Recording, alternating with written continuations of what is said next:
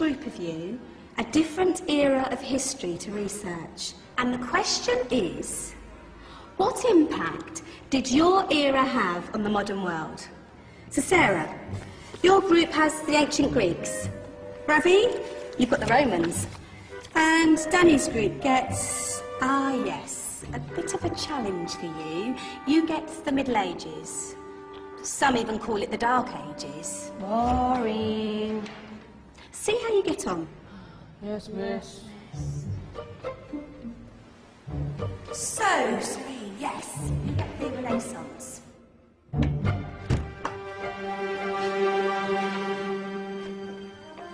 Is that the librarian? I guess so. How are the Dark Ages going to have anything to do with us? Excuse me. Sorry to bother you. What do you want? We need to find out what impact the Dark Ages had on the modern world. Never was a period of history so poorly named. Don't touch. It's priceless. And I suppose someone's been filling your head with the usual nonsense, eh? 1,000 wasted years. A black hole in history, am I right? Yeah, sort of. You see, it's always the same. You assume it was all mud, disease, death and destruction, with marauding mobs of barbarians ripping down the good of former civilizations, burning and plundering as they went. Nothing of any worth invented either, eh? Oh, no. Go on, Beofrey. Sorry to bother you. Come on, it's probably not worth it. Everyone knows that the Greeks and Romans invented everything anyway. Oh, did they now? And you're sure about that, are you? You know, I might just have something for you. You seem to be up to the task. I suppose I could... Follow me. I've got just the book for you.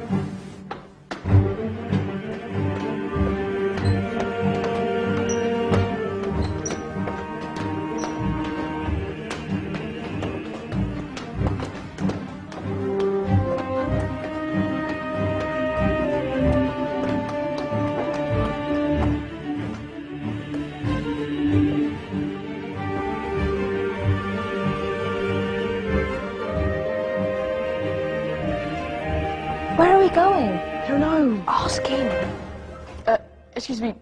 Where are we going? From darkness into light, my young friend. From ocean onto land, there are things you should know. Oh, yes, indeed. Yes, indeed.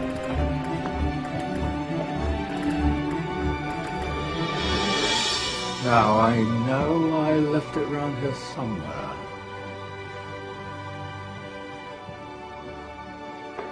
Ah, here it is. Now, take a look. If you dare.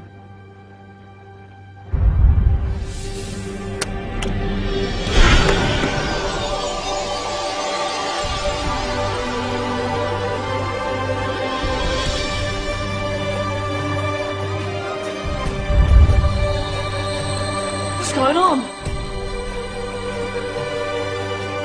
Welcome to the Dark Ages, or as it should be known, the Golden Ages. Who are you? I am Al-Jazari, engineer and ingenious inventor.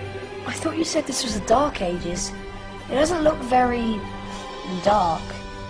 That's because it's all a matter of perspective, my soon-to-be illuminated friend. Of course, there are parts of the world that weren't dark at all, but in a civilization that stretched from Spain to China, the golden rays of discovery and invention shone over everything. What civilization?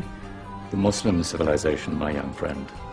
Through scholars and scientists of various faiths, some of the most important discoveries known to man were made at this time. Discoveries that drew on knowledge of the ancients, but have more connections with your modern world than you could possibly ever imagine. Like what? Well, all sorts of things. I've got to get a picture of this. I knew it was a good idea. Who are you? Allow me to introduce Ibn al-Haytham, a great scientist whose ideas led to the invention of the camera. You invented the camera? I laid the foundations for modern cameras by explaining how our eyes work. I found a way of projecting an image onto another surface through a small hole in a dark room, later called camera obscura.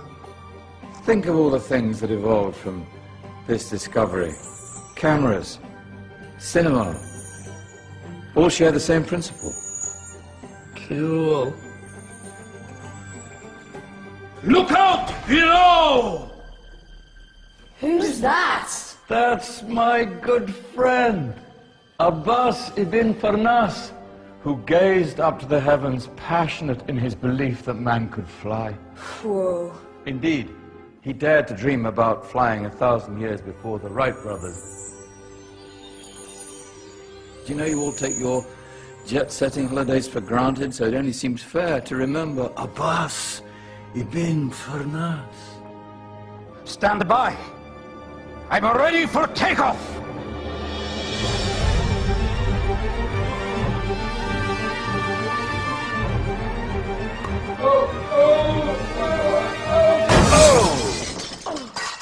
You did forget one thing, though. A tail, useful for landing. Ah, my back. Is there a doctor in the house? Did someone call? Ah, my old friend, why don't you introduce yourself to my young guests? I am Abu Qasim al-Zahrawi. Many call me the father of surgery. Did you actually do surgery back then? Of course we did. In fact, many of the surgical tools that I invented are still used in your modern hospitals. Excuse me, a patient needs my attention. Scalpel? I think I may need some stitches. In that case, I'll use catgut. Catgut? From the gut of animals. Perfect for stitching up internal wounds. Your surgeons are still using it today. Sorry, mustache.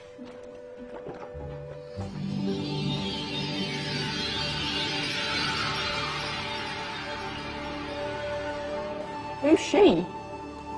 That's Maryam al-Astrolabi.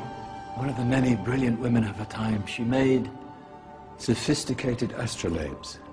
Astro what? Astrolabes. They show the sky and the stars on a small flat plate you can hold in your hand.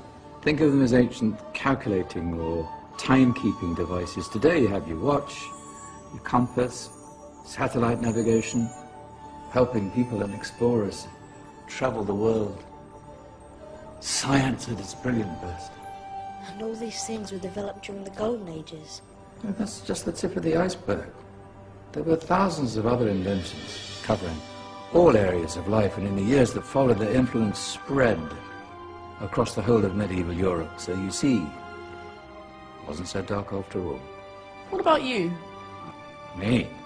What did you invent? Well, I don't want to be big-headed, but I made some groundbreaking advances in engineering. I suppose my most significant discovery converted rotary motion into linear motion using a crank and connecting rod. It's essential in pumps and engines. In fact, I've no idea how the Industrial Revolution could have happened hundreds of years later without such a device. Not that I ever get the credit I deserve. But my crowning glory was my amazing time-telling machine. My legendary elephant clock.